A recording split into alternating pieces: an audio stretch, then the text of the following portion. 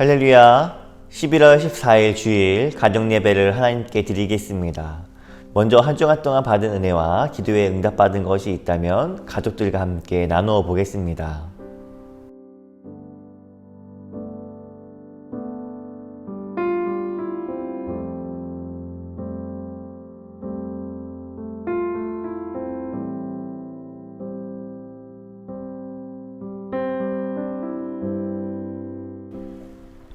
다 함께 삶의 예배 찬양하시겠습니다.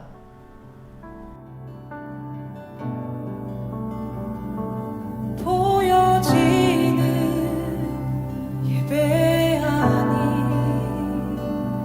마음으로 드리는 예배 노래하는 찬양보다 삶으로 고백되는 예배 나를 위한 예배 아니 주님 뜻을 향한 예배 내 마음과 정성 다하여서 주 앞에 드려지는 예배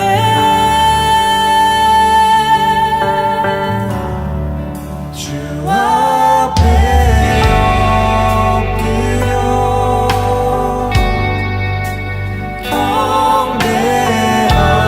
경배합니다.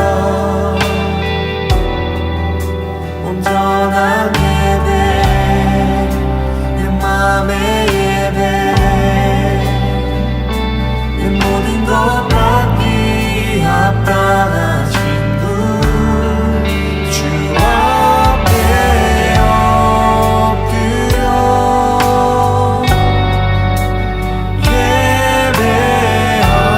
예배합니다. 나의 모든 삶 나의 모든 뜻 말씀 앞에 순종하는 삶의 예배 드리기 원하네.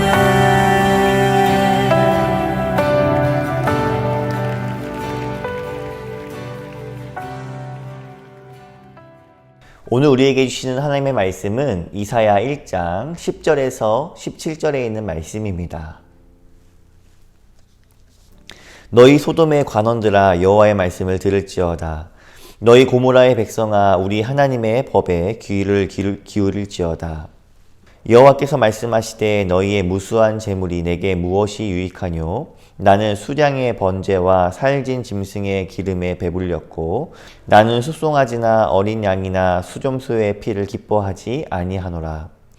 너희가 내 앞에 보이러 오니 이것을 누가 너희에게 요구하였느냐? 내 마당만 밟을 뿐이니라. 헛된 재물을 다시 가져오지 말라. 분향은 내가 가증히 여기는 바요. 월삭과 안식일과 대회로 모이는 것도 그러하니 성회와 아울러 악을 행하는 것을 내가 견디지 못하겠노라. 내 마음이 너희의 월삭과 정한 절기를 싫어하나니 그것이 내게 무거운 짐이라. 내가 지기에 곤비하였느니라. 너희가 손을 펼 때에 내가 내 눈을 너희에게서 가리고 너희가 많이 기도할지라도 내가 듣지 아니하리니 이는 너희의 손에 피가 가득함이라. 너희는 스스로 씻으며 스스로 깨끗하게 하여 내 목전에서 너희 악한 행실을 버리며 행악을 그치고 선행을 배우며 정의를 구하며 학대받는 자를 도와주며 고아를 위하여 신원하며 과부를 위하여 변호하라 하셨느니라. 아멘. 오늘 말씀의 제목은 삶까지 드리는 예배자입니다. 이스라엘은 하나님의 특별한 은혜를 입고 살았습니다. 노예 생활을 하였던 이스라엘 백성을 하나님께서 10가지 재앙을 내리셔서 애굽에서 구원하셨고 마실 물조차 없었던 광야에서 40년 동안이나 먹이고 살려주셨습니다. 그리고 가나안 땅을 예비하여 주셔서 그들에게 주셨고 또한 이스라엘을 대적들의 침입으로부터 보호하셨습니다. 이를 두고 하나님께서는 이렇게 표현하셨습니다. 오늘 함께 읽은 말씀 이사야 1장의 2절 말씀을 세 번역으로 읽어드리면 내가 자식이라고 기르고 키웠는데 라고 말씀하셨습니다. 하나님께서 말씀하신 것처럼 자식처럼 이스라엘을 돌보시고 지키셨다는 것입니다. 이스라엘은 하나님의 자녀였습니다. 그런데 오늘 본문에서 하나님의 자녀인 이 이스라엘 백성이 소돔 그리고 고모라라고 칭해집니다. 사실 소돔과 고모라는 아브라함 시대에 죄악이 가득하여서 하나님께 심판받은 성이었습니다. 어찌하여서 하나님의 자녀인 이 이스라엘이 심판받았던 그 죄악이 성읍이었던 소돔과 고모라로 표현되었을까요? 하나님은 계속해서 말씀하십니다. 오늘 13절의 말씀을 보겠습니다. 헛된 재물을 다시 가져오지 말라. 분향은 내가 가증히 여기는 바요. 월삭과 안식일과 대회로 모이는 것도 그러하니 성회와 아울러 악을 행하는 것을 내가 견디지 못하겠노라 라고 말씀하셨습니다. 제사와 성회는 하나님께서 제정하신 것입니다. 그런데 본문에서는 하나님이 그 제사와 성회를 싫다고 말씀합니다. 차라리 하지 말라고 하신 것입니다. 어찌 된 것인가요? 그 이유가 이어서 나오게 되는데 이렇게 말씀을 하시죠. 오늘 15절의 말씀을 세 번역으로 읽어드리겠습니다. 너희가 팔을 벌리고 기도한다 하더라도 나는 거들떠보지도 않겠다. 너희가 아무리 많이 기도를 한다 하여도 나는 듣지 않겠다. 너희의 손에 피가 가득하다 라고 하셨습니다.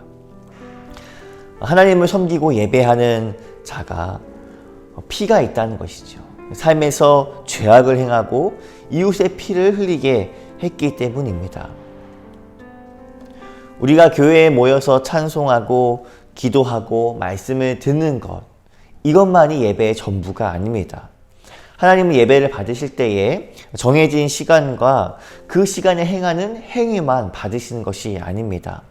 하나님은 예배하는 자의 삶까지도 바라보고 계십니다. 창세기 4장에 이런 표현이 있습니다. 여호와께서 아벨과 그의 제물은 받으셨으나 가인과 그의 제물은 받지 아니하신지라. 여러분, 예배란 그저 제물을 드리는 것이 아니라 그저 행위로만 끝나는 것이 아니라 예배자의 인생 전체를 하나님께 드리는 것입니다. 하나님께서 기쁘시게 받을 삶의 내용이 우리 안에 있는지 점검해 보아야 합니다. 일주일에 한 번, 형식적인 예배 한 번으로 우리의 책임을 다했다고 생각하지 마시기 바랍니다. 우리의 모든 악을 버리고 선을 행하길 바랍니다. 도움이 필요한 사람들에게 도움을 주기를 원합니다. 하나님의 정의가 나의 삶을 통하여서 하나님이 영광 받으시는 우리의 삶이 예배자의 삶으로 나아가기를 주님의 이름으로 축복합니다. 말씀을 듣고 깨달은 것이 있다면 가족들과 함께 나누어 보겠습니다.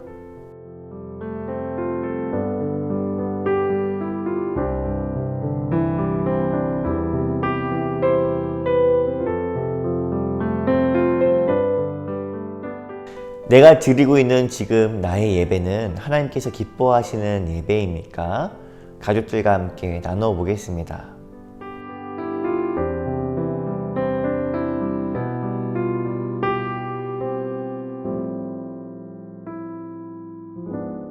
함께 기도하겠습니다. 코로나로부터 우리의 일상이 회복되어지고 또 우리의 예배가 온전히 회복되게 해달라고 함께 기도해 주시길 바랍니다.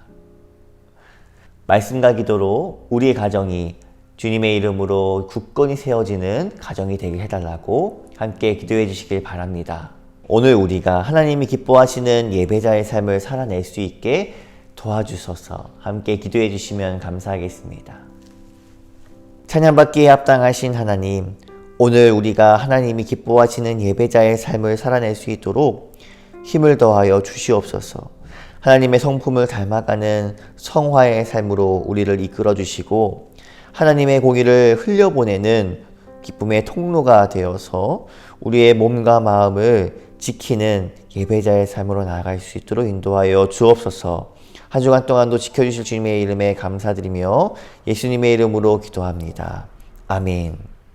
한 주간도 우리의 삶이 예배가 되어 주님을 기쁘시게 하는 우리의 인생이 되길 소망하며 다음 주에 뵙겠습니다. 다음 주는 특별히 추수감사 주일입니다.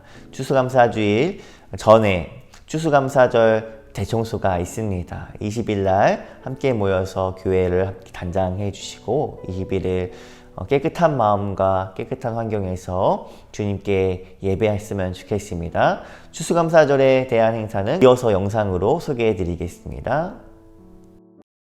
할렐루야, 세계 성도님들께 2021년 추수감사주일을 안내 드리겠습니다. 2021년 한 해도 이제 추수의 열매를 맺는 계절이 돌아왔습니다. 여전히 코로나는 우리 일상 속에 있지만 그럼에도 감사와 은혜의 고백을 하게 하시는 하나님께 감사 콘서트로 나아가길 원합니다. 다가오는 11월 21일 추수감사주일 예배는 11시에 합동예배로 드려집니다. 성도님들께서는 두 가지 코너에 참여해 주시면 되는데요. 첫째로 추수감사 4행시입니다. 지난주에 나눠드린 4행시 종이에 추수감사 4행시로 우리의 믿음을 고백해보고 다음 주에 오실 때 1층 옛뜰 안에 있는 감사나무에 걸어주시길 바랍니다. 지난주에 종이를 받지 못한 분들은 오늘 꼭 종이를 가져가셔서 추수감사 4행시를 모든 성도가 함께 하길 소망합니다. 두 번째는 감사 우체통입니다. 한 해 동안 우리 세길교회 성도님들 중에 감사했던 분께 마음을 담아 감사의 편지를 써보겠습니다. 짧은 몇 마디라도 좋겠습니다. 이때 받으시는 분의 성함은 써주시되 원치 않으신다면 보내는 분의 이름은 익명으로 하셔도 괜찮겠습니다. 4행시와 마찬가지로 지난주에 나누어드린 편지지에 편지를 써주시고 작성된 편지는 다음 주 추수감사주일 예배 1층 옛뜰안 감사우체국 부스에 붙여주시길 바랍니다. 세길교회 우리 믿음의 공동체 가운데에 서로를 향한 감사와 사랑의 고백이 풍성하기를 축복합니다. 2021년 추수감사주일, 특별히 위드 코로나로 조심스럽지만 조금씩 일상을 회복하는 이때에 그 어느 때보다 주님이 주시는 은혜와 감사의 고백이 풍성한 추수감사절이 되기를 주님의 이름으로 축복합니다.